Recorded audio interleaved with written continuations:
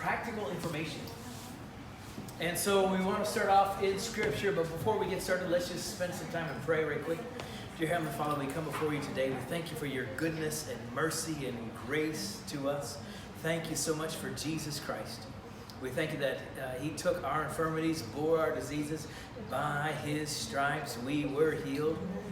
Thank you that sickness has no right in us, in our homes, everywhere we go. We thank you that Jesus Christ already paid the price on the cross. So, Father God, it's an honor, it's a privilege. We thank you for helping us today. What an honor to be a part of the kingdom of God, serving in your kingdom. We thank you for it in Jesus' name. Amen. Amen. So we want to talk about something very practical. I want to give you one of the keys that has helped me working with people. You were designed to be on a team. You've been created by God. You fit great on a team with other people. There's not one single gift, one single ability that has been designed by God to be utilized on its own. It's not intended for isolation. Every gift is designed to be utilized with people, by people, for people, around people, right? You got the ability of working with food, come on, at your house. It may be utilized, bring it into a group like this. Now we've got something great. What can you do? You do something on your own. Can you sing? Singing on your own is one thing, but when you bring your gift, and every single one of us have gifts, but every gift that you have is designed to be on a team. This is the way God has created you. And so there's not one single person that has every single gift. Not one single person can do everything. And by this, the Holy Spirit is teaching us to value other people. Amen. You have a vital part to play, but you can't do everything. And you're designed to be on a team. And so ideally what we want it to be is on a team that has everybody, right? Utilizes everybody. So I've got a booklet here. We're going to mention a couple things, but I want to turn to page 1 and show you these scripture verses. Romans chapter 12, Romans 12. We have many members in one body, right? So the body is a great illustration the Apostle Paul uses to describe how we fit together. How do we work together? We're all different. He said you're all different like a human body. The human body has tough parts, has soft parts, parts you see, parts you don't. Everything is vital. And he said we fit together the same way.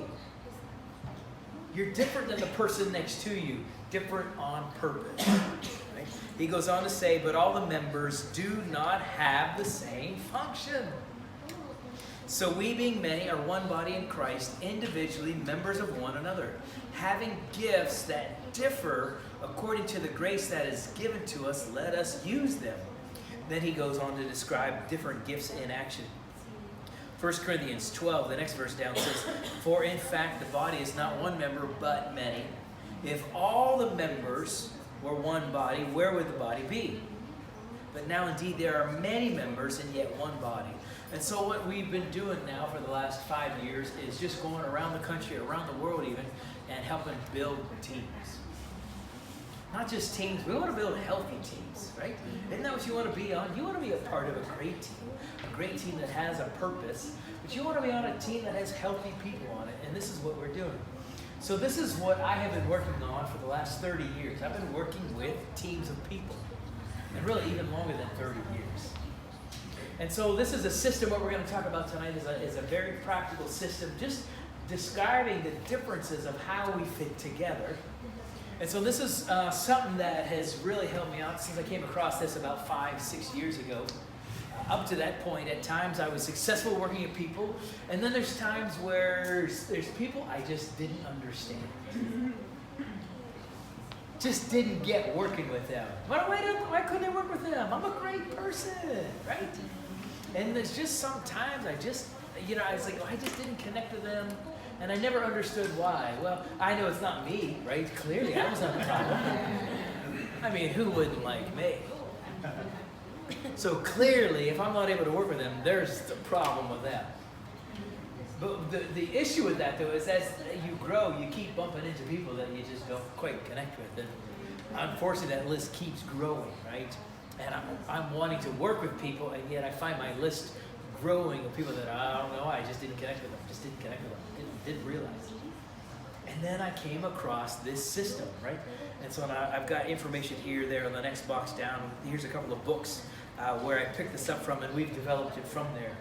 And so the essence is that these different graces, there are different ways people process information, and it really is comparable to people speaking a different language. So years ago, I went to Russia, and there's a phrase that I heard over and over and over again. Осторожно, двери закрываются.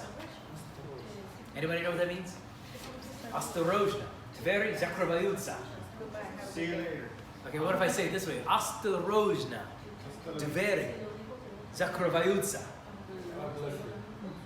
Осторожно, двери закрываются.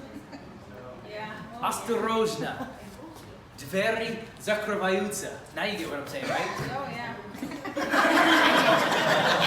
Осторожно, двери закрываются. Right? Get out of the way.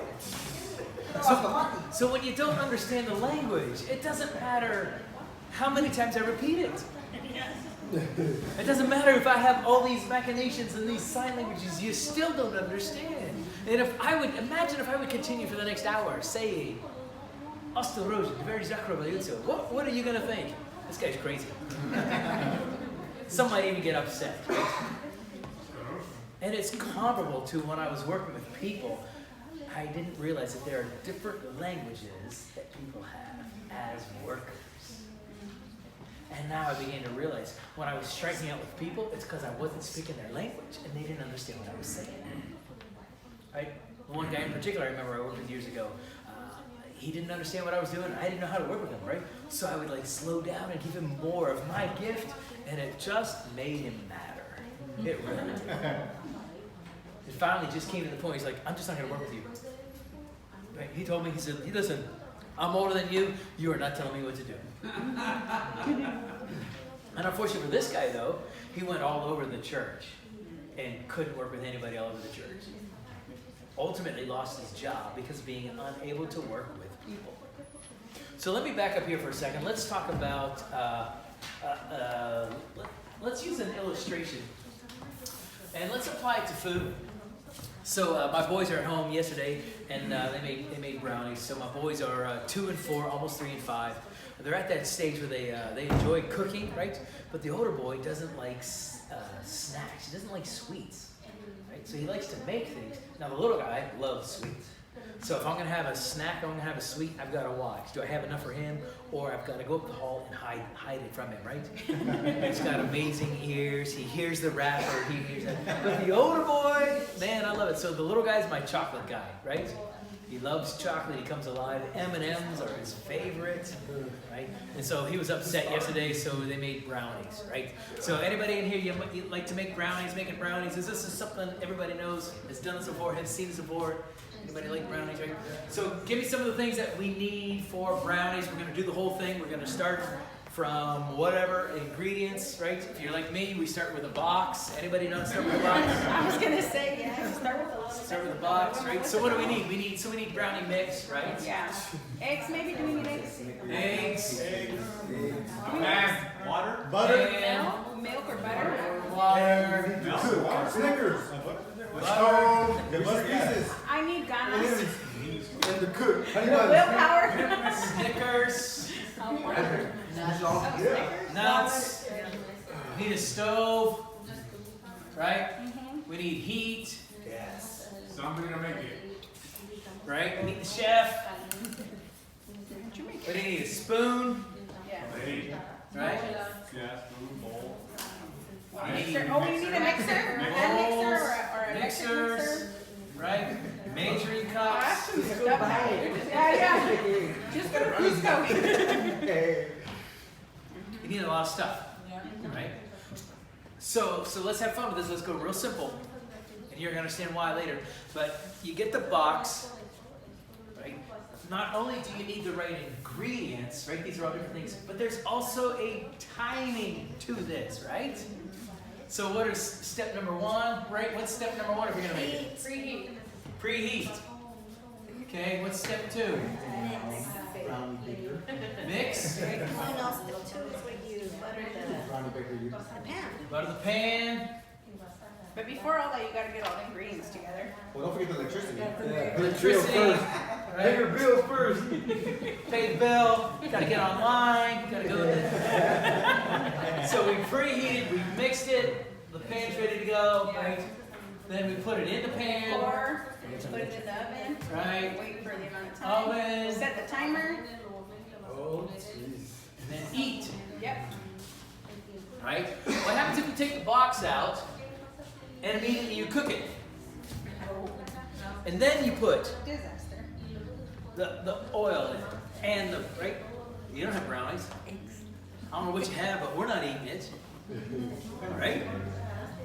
What happens if you mix it and you do an egg, right? You do some water, you skip the oil though, right? You're missing something, right? Can you skip the egg? You can't skip anything, right? You got to put it all together. And so it's the same way, right? Now working with people, there is a process. There's a time. And what I want to show you here tonight is there's times where we have struck out on the team and we're left with a product that we did not want to be a part of. We're on a team. And it's simply because we didn't understand the ingredients or the time frame. Okay? So, let me show you the time frame. This is one idea. There's many ways, many ideas, many things to do. But this is the one that I like. I want to go over a process first, real briefly, and then I want to talk about the people on the team. Okay? So one of my favorite things to do, years ago when I started volunteering in the church junior high, I had a crew of guys and we came up with ideas. So for me, step one is, man, let's just dream about ideas. Right? And there's something fun about, let's not evaluate the idea, right? And so what I do is I start with a blank slate, blank sheet of paper. Man, let's just come up with an idea, right? And let's just dream, right? Money was no object, it was just fun. And so sometimes what happens is, depending on the people in the room, you get a couple of ideas. Have you ever been there before? You get a couple of ideas, and all of a sudden, you just fill up the page, right? And then you've got a couple of ideas. So then for me, step number two is, now there's an assessment where I'm checking out opportunity versus risk. So I'm evaluating, I'm going to put this idea, all these ideas, I'm going to pick one, I'm going to put it on the chart here. Right? And then I'm going to evaluate it. Okay, do I have a low opportunity to do this, or do I have a high opportunity to do this? Okay? Risk. Is this a low risk? Right? Or is this a high risk? Right? So this is where all of a sudden I take my ideas from it, I put it on the chart right here, right? And then once I figure out some great ideas, so I'm going to actually give you the answer to this. The answer key on this, right? When I'm working together,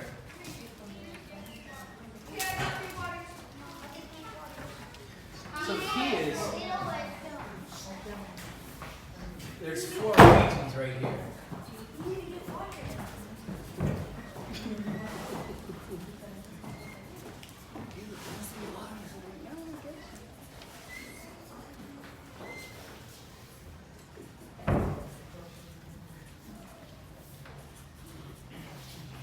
So this is your answer key. This is the answer key for the chart. These ideas down here, where you have low risk but high opportunity, that's the gold line. Right? So I'll start with my ideas here, and I'll take all of my ideas, and then I'll plug them into the chart. And then up here, these are good ideas here. These are going to be a challenge, right? But this is entrepreneurial, right? Okay, we got a chance. We can do this. It's going to take a little bit of work, but these are great ideas. The ideas that come up here, it's a high risk, but it's a low opportunity. It's foolish. It's a waste of your time. Okay? And then these ideas here, it's low risk, low opportunity. That's just safe. This is where I focus right here, right? So any ideas that I'm coming up with. So this works like on a whole. So we could apply this to the church as a whole, right? We could do big events, or on a specific class, right? In the children's classroom, we can come up with this. Where's our opportunities? Or on a specific event for children's. This works on many levels. And this is what I do. And then when I find these gold mine ideas, what I'm doing next is I'm plugging it in right here. Right? Here's a gold mine idea. And then I'm getting input. Okay, let me break down the opportunity of the rest. What are the strengths? What is the weakness of this? This is weakness. I abbreviated all these. What's the opportunity here? What's the threat, right? This is a SWOT assessment. And so these charts here you can find online. Right? This is common information, simple information. And so then I have two more. Let me show you. Put these on the side. So then my next step down here is, once I come up then with an initiative, man, I really like it, right? I've got an idea that made it through my SWOT assessment. See that I will stick there, right? And I got a great idea that, okay, I understand the weaknesses, the opportunities, and then I like it. Let's do it. Let's do that. Then now it's time to put it in here. Okay, what's the objective? What am I trying to accomplish? Give me a couple of key deliverables. Whoop. Right? A couple of key deliverables. Okay, so what's it going to look like? What's the board going to need? Now I'm breaking it down. Who's on the team? So I'm going to go over this quick because I just want to show you information I'm going to get you about who's on the team. I'm going to put this right here. And then my last chart on this stage. Now I'm breaking down the objective into actual action steps. 1, 2, 3, 4, 5, 6, 7, right? What has to be done? Who's doing it? Okay? So I want you to put this on hold. Now we're going to talk about people. Who is actually on the team, right? And so it's in your book, but what I want you to do is we're just going to listen for a bit, and the book is there for backup for later. So, working with people, I've discovered that there are 5 different types of people, 5 different types of profiles. Okay? And so this applies when somebody knows the job, they know what they're doing, they're comfortable with what they're doing.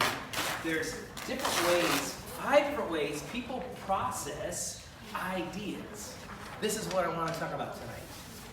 Okay? 5 different ways people process ideas. So I may need 2 pieces of paper. I'm going to start with 1 here. And so the first person I want to talk about is here on the left. This is the person we call the grinder. Right? This is how people process ideas. So the grinder is the person, when you give them a job to do, they do exactly what you tell them to do. Okay? The grinder is the person who does exactly, right? When you tell them to do step 1, 2, and 3, guess what they're going to do? They're doing 1, 2, and 3. This is the person that likes to do the same thing over and over and over and over again. They excel at repeating tasks, at perfecting this, and just making this job the best. Time in, time out, time in, time out. Could actually do the same job 15 years in a row. 20 years in a row. Right? So now, I got a person, I'm gonna explain it to you. I'm going to give you the opposite end of the spectrum. On the other end of the spectrum is the person that I call is a conceiver. Okay? I'm going to put them down here on this end.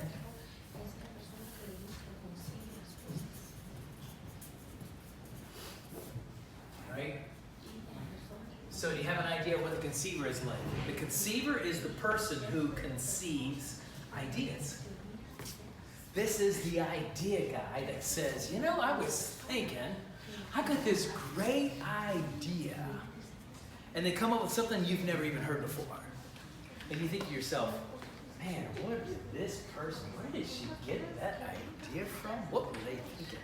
Let me ask this question. Did anybody have the idea, 20 years ago of a phone like this, a smartphone? Anybody in the room have that?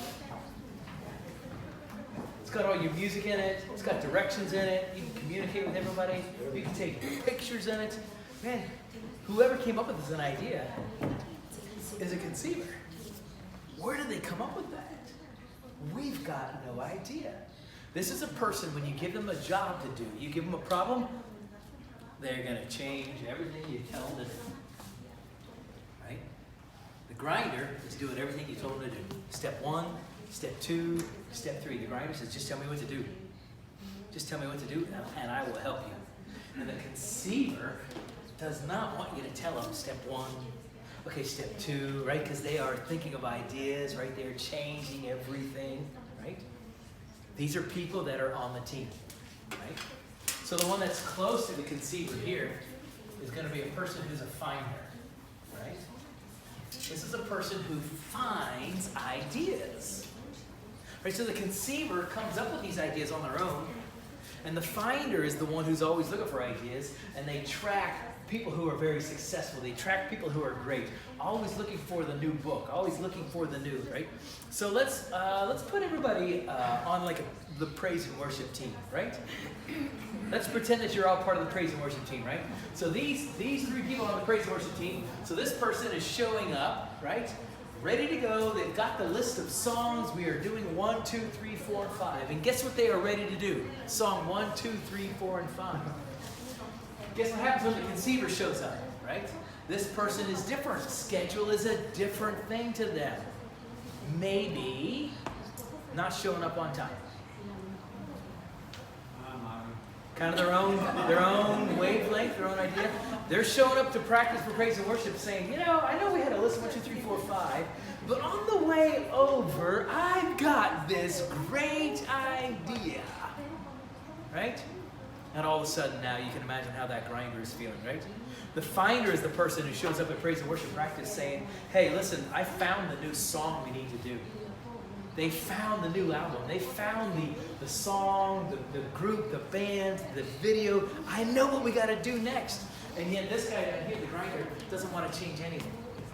Let's keep it the way it is. Let's keep singing the same songs. We were fine. We were good.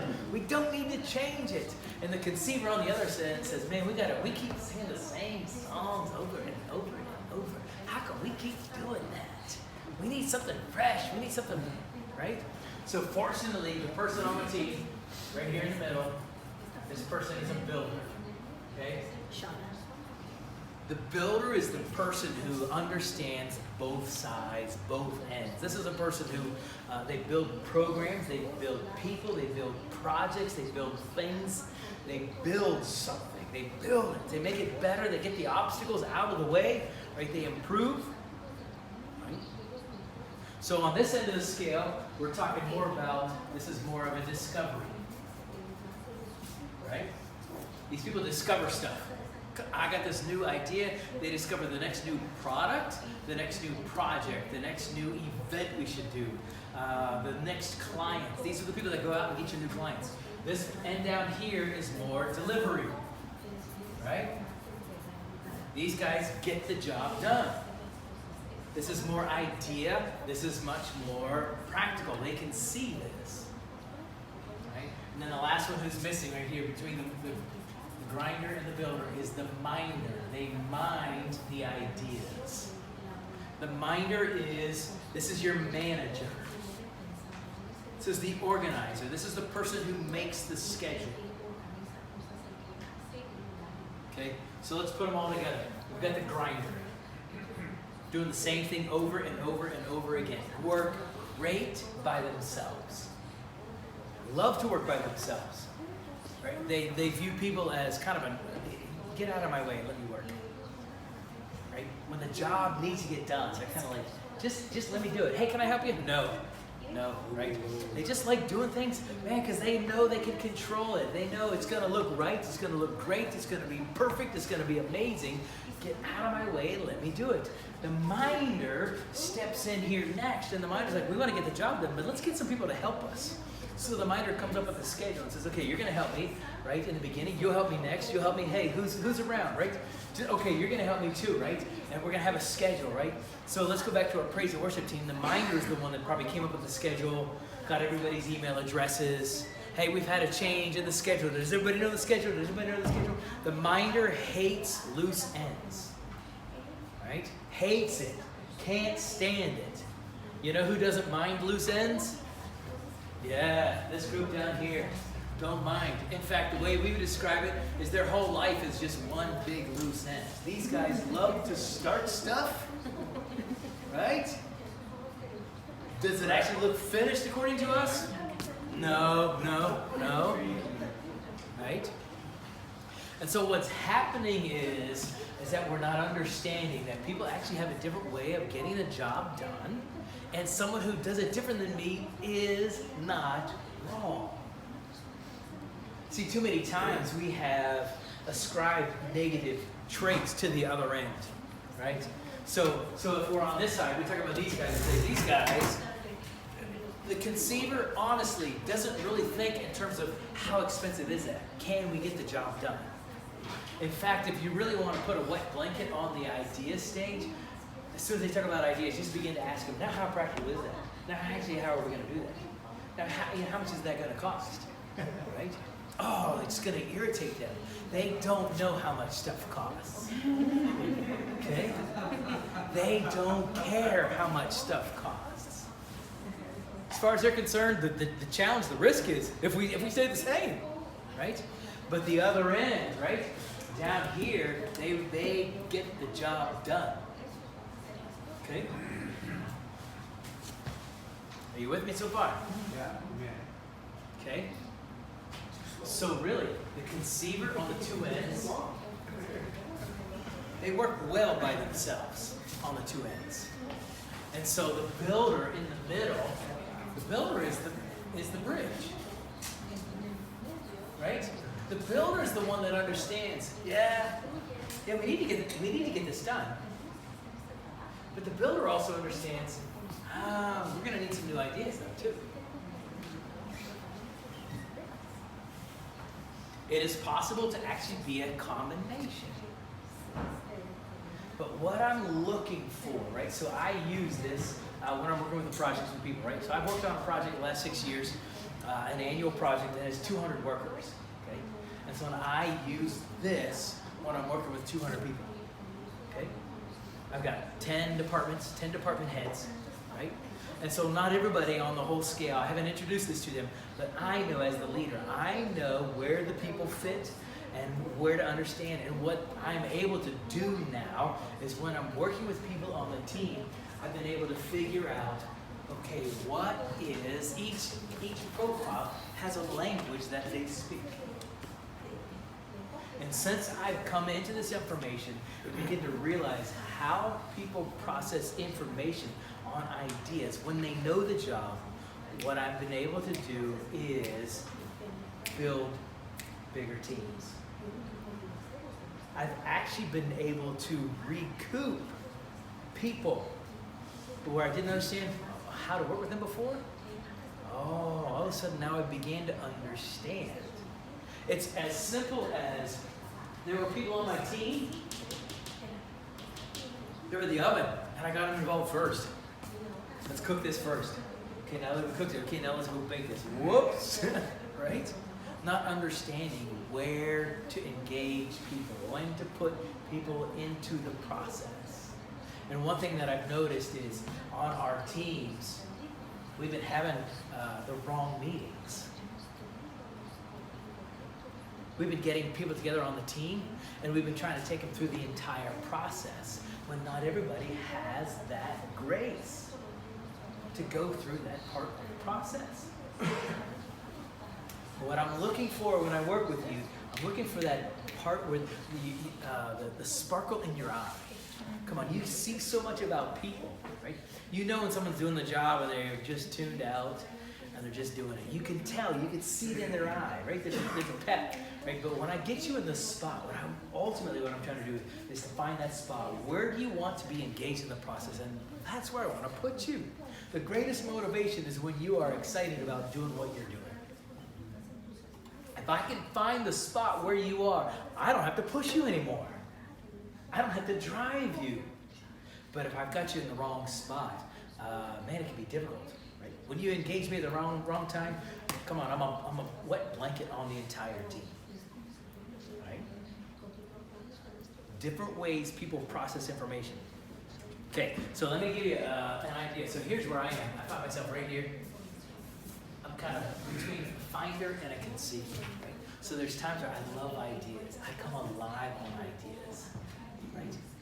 There's times where I come up with my own idea, and And my friends are like, where in the world did you come up with that? I don't know, but I think it is awesome. And then there's times where I'll like find ideas. I'll find something great. I'll find a great project. I'll find, right? So I scour the country saying, oh, now that's a great project. And I'll go there and that's, oh, this is awesome. This is great here. Have you seen this? Have you seen that? Right?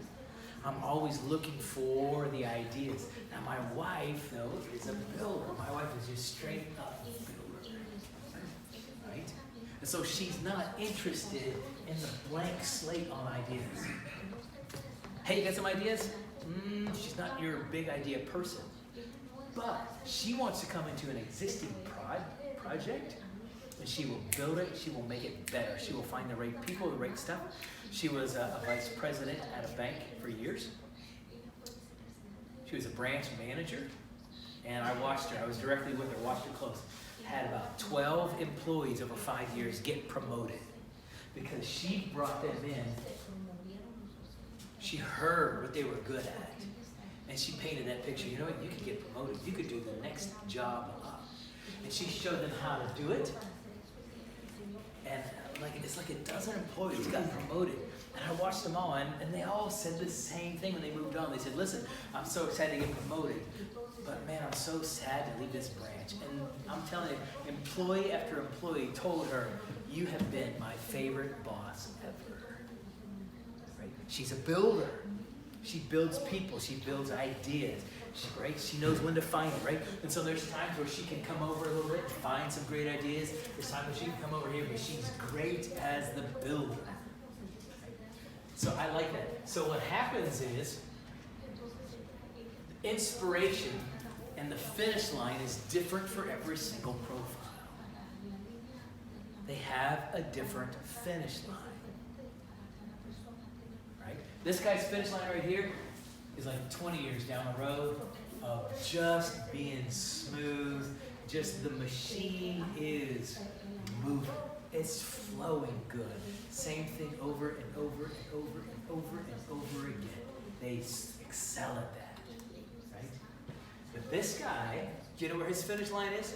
When he thinks of the idea. He gets the idea and scene. He is done. That's his finish line. So what you want to do is you want to give this guy a problem, give her a problem, right? And they will spend their time chewing it over, and then there's going to be a time where they're going to realize, I've got it! I know what I should do! Okay, and the rest of the team is like, great, let's do it. And they're like, huh? We don't have to do it? That wasn't the challenge. The challenge was the idea. The challenge was the solution. They are done. They are finished, right? I moved into my house 8 years ago, right? We got a house and I spent a whole month just putting in new carpet and painting stuff, and I did a lot, but I didn't do everything, right? And I haven't painted a lick since that month 8 years ago. I got 2 bathrooms I still haven't painted. All the doors, the linen closets, right? I had a guy that was a minder, helped me out, did a lot of stuff. He labeled the doors. The doors are still labeled. I know what to do. I know what to do. Right? It's not that I haven't been working. It's just that there was no inspiration to take the job all the way to the end. I was distracted by, hey, I got this great idea. Since then, right? I have figured out that I have to work very hard on my own to get a project to about 80% complete. Because at 80%, I am done. I'm exhausted. I am finished. Right? What gives me energy is a new idea. There's an inspiration that comes. I actually preach in the pulpit from this place.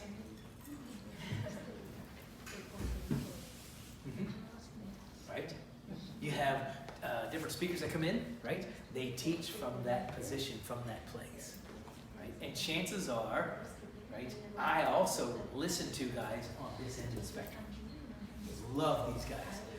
The people down here, I don't really listen to them on their teaching tapes. Right? These are the people that give you step number 1. Okay, right? I have never given you a message. Okay, so here's what I want you to do. Step number 1. Oh, because that irritates me. I want to be able to find my way. right? I want the inspiration. And unfortunately, right, what has happened is when I do workshops, these people love the workshops. These people down here aren't quite sure what to do with it. According to these guys, this workshop went way too long.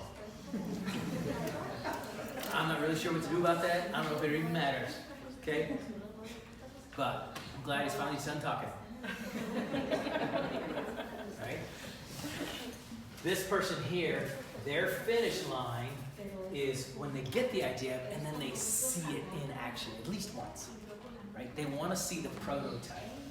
Right? So this is problem solved, got it. They want to see the prototype.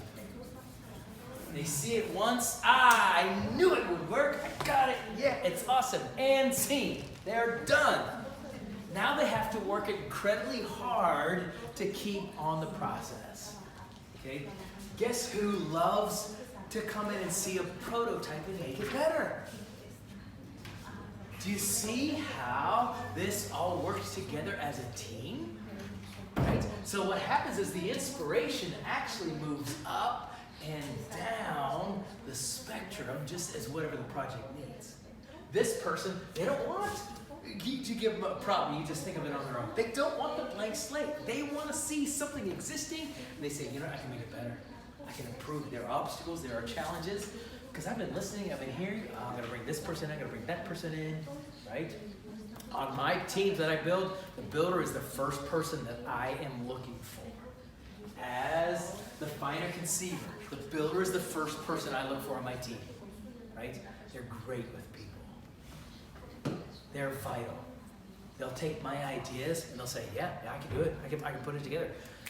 Right at that point, right? The builder is right there at the point where I'm starting to lose interest. I actually got to do the idea? Well, that doesn't sound like fun. Right? Do you know how much work it took me to get this handout booklet? Do you realize that that handout booklet wasn't even my idea? I sent off a bunch of handouts to somebody and somebody else found it and said, this needs to be better, right? It used to be like a 12-page handout, you know, all kinds of handouts. You're like, which page is this one, you know? Someone else took it and, oh, I didn't have that idea. I don't care about that. I care about the content. I care about the information, the material, right? People are like, you need to write the book. And I'm like, I don't know if I have all the information yet on the book. I'm still discovering this. This is too much fun. And at some point, right, I'm going to have to actually do the work, get the job done. So what do I need to do? I need to build the team. So they want to see the prototype, and then they want to really come in and do it for a couple years. Man, build this up, make it better, a couple of years, and after a couple of years, they're looking for the next thing to build and make better, right? Someone who physically builds, they build it, and then they move on. They build a computer, they build a desk, they build a program, they build an idea, and then they move on. The person who wants to stay on top of this, though, is the minder, right? So the minder, their finish line is no loose ends. The minder really sees themselves as the Superman in the whole thing. They secretly believe, I really am the one that brings us to that. You really got to have me. Right? So the minder is the one that takes us all the way. They see what the builder does. Yeah, you did a good job, but so many loose ends. Hate loose ends. Keeps them up at night. And they say, we are going to finish this all the way to the end, right? And his finish line is, man, let's do this. Let's perfect this for 20 years. Let's keep this going and going and going and going and going. Right. So the problem that we've had is we have everybody in the same meeting. All right, we're all going to get together. Let's talk about this, right? They don't want to go to the meeting. It's just a waste of time. We talk way too much. We just need to get to it. I don't even know why we're meeting right now. We didn't need this, right? The minder understands, you know what, we need to meet. We really do. But we need to figure out what needs to be done, and then we need to get on it. We need to get on it. We need to stop the meeting. You guys are still talking ideas. Okay, how much is that actually going to cost, right?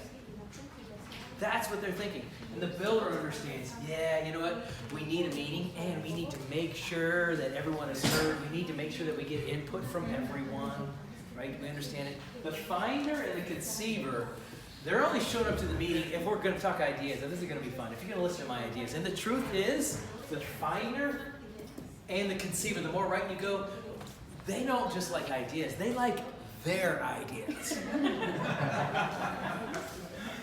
The conceiver, honestly, is not so much interested in your ideas because they got their ideas. Right? And they only want to show up to the meeting if it's great for ideas, right? And we can just keep talking ideas the whole time. And let's meet again next week, talk more ideas because we may have some more ideas next week. And this guy is like, right? And I'm telling you, I go to church after church after church where the whole staff gets together, and at some point in this 3-hour meeting, right? People are like, this is terrible. I can't stand these meetings. They wear me out. Because we didn't understand there's a different time to put them into the process. So let me go back to my chart. So who is at my meeting when I'm doing ideas? Who's this meeting? Who's at this meeting? Conceivers, finders. Right? So I have stopped asking my minders about ideas. Oh, but it took me 20 years to get to that spot. Got a sister, right? I got 3 of them, but one in particular. She and I are step and step on a lot of things until, and for like 20 years, I couldn't figure out. There was a point in the process where she and I just would veer off, like violently. What is she upset about? I couldn't figure it out. And then one day I described this to her. I said, hey, check this out. Here's where the people are. And I pointed to this, right? She said, that's me right there. I'm a minder, I get things done. Yep, that's me. And then she still doesn't know to this day. Are we putting this online? She still doesn't know. She still doesn't know to this day, right? She points to me, she doesn't know where I am. She points down here and she says, these guys are worthless. These guys don't know anything. They don't know how much stuff costs. They don't know how much time it takes. These guys are terrible. And I realized, oh my goodness. And unfortunately for me, for 20 years, this was my top person to bounce ideas off of. And so for 20 years, I thought I had terrible ideas. Because it was the wrong time in the process. Right? Because the mind, when you give a minder new ideas, all they're thinking about is, what am I doing about the project that we've already started? Who's going to be doing that one? I'm already in the middle of, and now you want to do something else? How about we actually finish what you started first, and then we'll talk about if we have a new idea about it. That's what they're consumed with, right? But the builder is in the middle saying, you know what? I think he's got something though. We are going to need, there is a time frame, right? My wife shows up at meetings wanting to make sure everyone is heard. That's brand new to me. I have showed up to meetings for 49 years wanting to make sure that I was heard. Right? Because come on, my ideas are awesome. We don't need all these other ideas. So I'm learning when to engage people in the process, right? So when I'm coming over here to the risk assessment, right, where I'm plugging them in, I will now bring in the builder and the minder. I do. And I actually show them ideas. And I actually will ask them, hey, you guys have some ideas? I'll let them see. I got tons of ideas. We're okay on ideas. I won't shut them out of the process. Hey, you got any ideas? No? Okay, all right. Let's evaluate. Help me to evaluate these, right? Because again, my conceiver may not view risk, right? They don't understand what risk is. This guy here is eliminating risk. Let's knock it out. Let's do the same thing over and over. They're trying to manage risk. Okay, if we do this, and this, then there will be no risk. This person is like managing. They understand we have risk. This guy here is creating risk. If there is no risk, he will make it. He will find it. We don't have enough risk on this job. The finder will make it. Right? So let me give you an example. I'm not always on time because I can get there 20 minutes early. Or inspiration comes, right? And you can feel it. Hey, if I go to the post office and then to the recycle, and if I get every green light and there's no problem, the light is green, I can get there on time and have everything else done. Ha! Right? This guy doesn't even understand what risk is. Right? On a schedule, Schedule, what's that? This guy honestly would prefer to just show up when he shows up. Because see, they don't know when inspiration is going to come. Right? So you build the team around them. All right, here's what we're going to do. We're going to do your idea every Tuesday at 2 o'clock. But they don't know if they're going to be inspired to do it Tuesday at 2 o'clock. This guy doesn't care if he's inspired. It said Tuesday at 2 o'clock, we're getting it done. They're the ones that told you to do it Tuesday at 2 o'clock. They're the ones that are showing to make sure everybody's there. And this guy's like, maybe. I may feel inspired. What do I do if I'm not inspired? Right? That inspiration is everything. Right? This guy gets inspiration from the data. The data is what told them what to do. That's where the inspiration is, right? So we're moving through the process, right? When it comes to meetings, right? Showing up on time. He likes a flexible schedule. I'll be there like 6-ish, right? I use that all the time. I'll be there like 2-ish, around 2, right? Because something may come up. You never know. You never know what's going to come up. Right? They understand we need a schedule. This guy made the schedule. This guy is counting, whoever, everybody who's late on the schedule.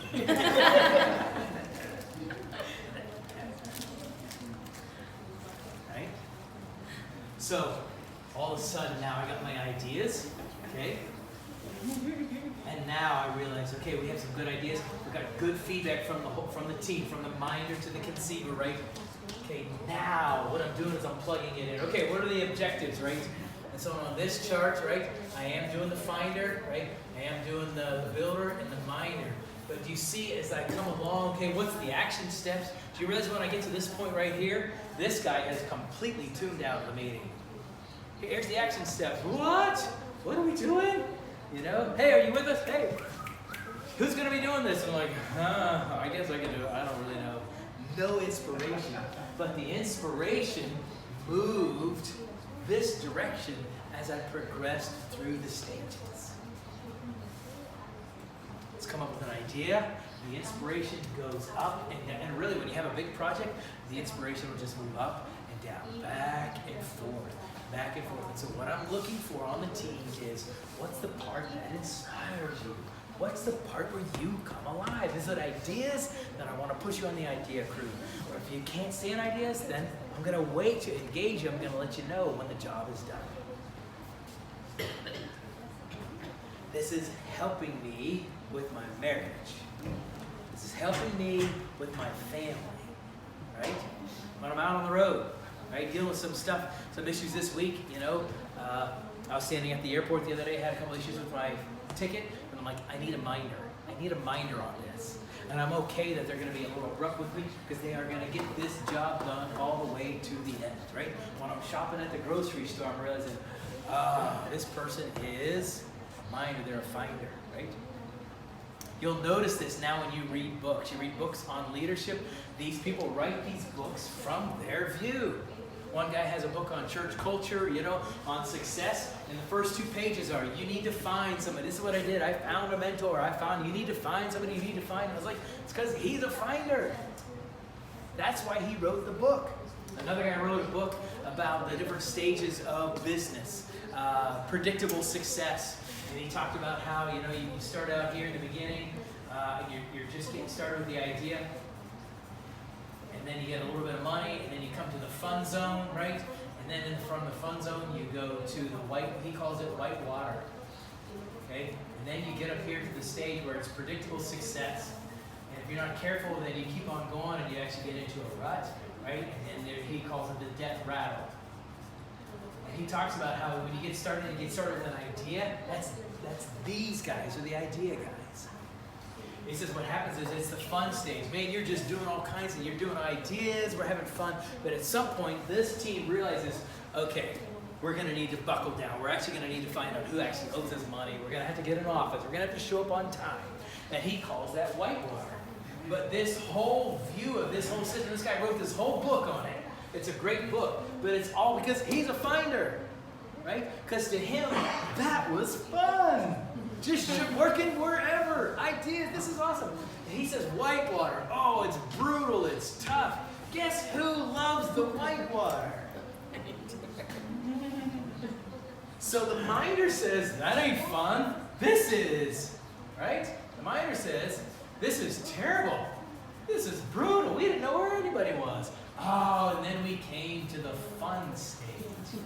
And these guys have written all these books, not understanding they are different from other people.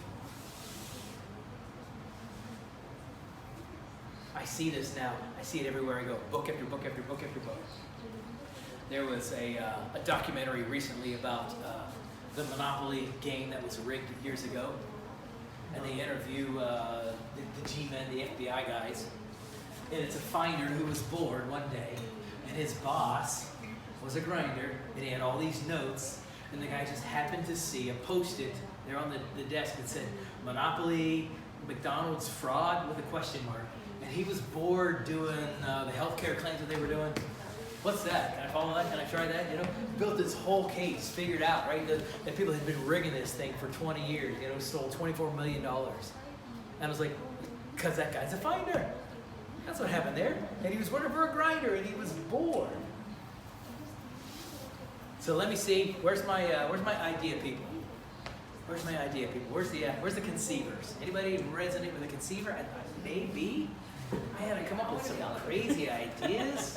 Come on, any spouses you realize maybe your husband, your wife is a conceiver. Anybody at all? An idea person? Yeah, toilet behind the back seat of the car with a sealed top and they won't smell and everything. There you go. There you go. It doesn't have to be just an RV. Right. I mean, that's where it stopped. Then he goes, now you do something with it. Yeah, he wants me to take care of all the business. There you go. There you He go. wants me to call him back help and everything. Okay. He wants me to do the dirty work. He just came with the idea and he's done with it. Where'd you get the idea from? His brain. You're not quite sure. Does he do this All consistently? the time. I have to do the dirty work. You gotta actually do the work. The footwork. She does the dirty work. So in the last 2 years I've been doing this workshop, I've had about 30 couples come up to me afterwards and say, you have explained every argument we have ever got in. Right? I know a guy, a pastor and his wife, they're both down here. Finder and conceiver. Right? And so there's times when they connect because they got ideas, and then there's times when they don't connect because they both have ideas. And he'll tell her, hey, I got this great idea, I know what we should do. And she's like, no you don't. I know what we should do, right? There are times where some people are further apart. Where's my finders? Any finders in here? Kind of finding some ideas? Like to find other people's ideas? Find it? Anybody else? Maybe?